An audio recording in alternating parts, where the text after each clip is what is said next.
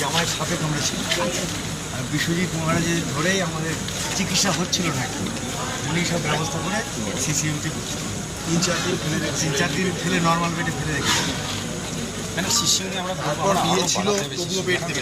এটাও ঠিক যে আমাদের সিসিউ মানে প্রয়োজন অনেক বেশি, সেই তুলনায় 10 টাকা বেড ওটা আমরা বাড়ানোর জন্য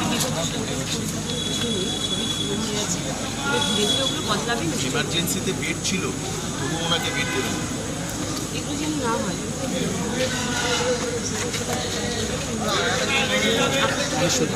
আপনি বলে আপনি বেড থাকা সত্ত্বেও বেশি বেড পাচ্ছেন, বেডগুলো পাই। ইমার্জেন্সিতে আপনাদের বেড থাকা সত্ত্বেও ওনাদের বেড থাকছে।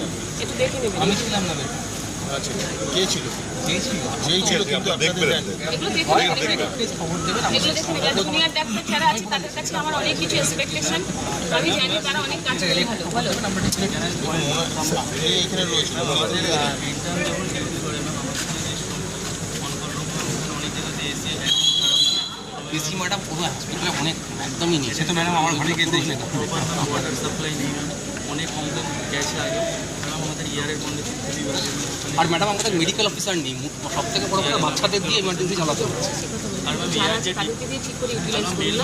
আপনারা ইউটিলাইজ করতে পারেন না। শুনুন, একটা ঘরের মধ্যে অনেক কিছু হতে পারে, কিন্তু যদি বুদ্ধি ঠাকুর একটা ঘরের মধ্যে 10 জনই থাকা যায়, কিন্তু আপনারা ঠিক মতো ইউটিলাইজ করুন। একটা ঘরে ইউটিলাইজ করুন। বলো। হ্যাঁ বললেন।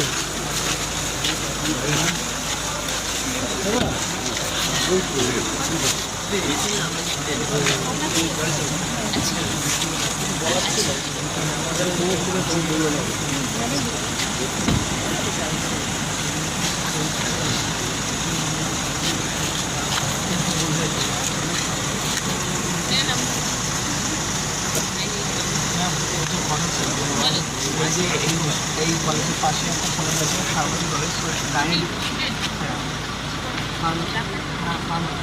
তো এই কলেজের পাশে যে এত গার্বেজ অবস্থা, খুব খারাপ অবস্থা, মানে ওখানে অনেক জঙ্গল, অনেকবার থেকে আমরা গেছি। সাপটাকেও ঢুকে এসেছে অনেকবার হচ্ছে।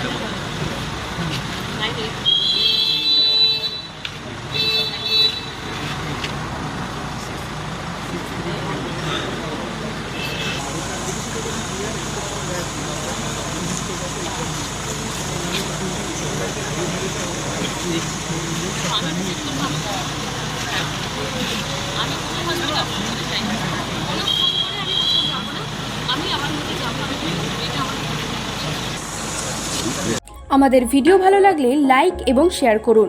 কমেন্ট সেকশনে গিয়ে জানান আপনাদের মতামত।